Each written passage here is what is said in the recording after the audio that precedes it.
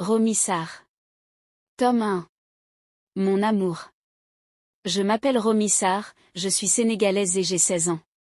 Je suis lycéenne dans une école publique de Dakar.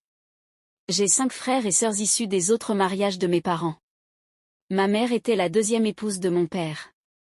Après le divorce de mes parents, ma mère s'est remariée, mais mon père a refusé de me laisser la suivre.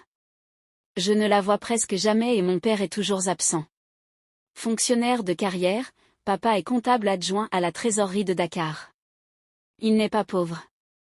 Il ne devient pauvre que quand il s'agit de moi. Après son 3e mariage, j'ai compris que ma vie allait devenir un enfer. J'avais 5 ans à l'époque et sa nouvelle femme ne manquait pas de me le faire savoir. Elle ne m'aimait pas.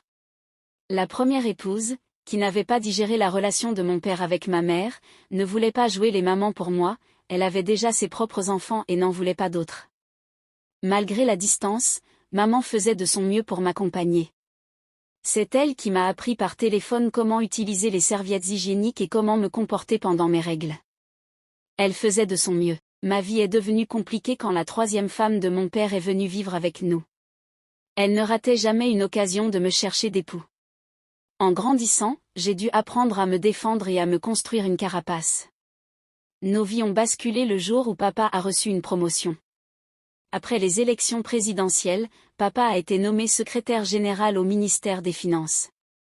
Le patron de papa, devenu le nouveau ministre des Finances, a proposé mon père à ce poste très important. Le jour de la fête pour sa nomination, je n'étais pas présente, car la première femme de mon père m'avait fait comprendre qu'il devait expliquer qui était ma mère et la raison de leur divorce.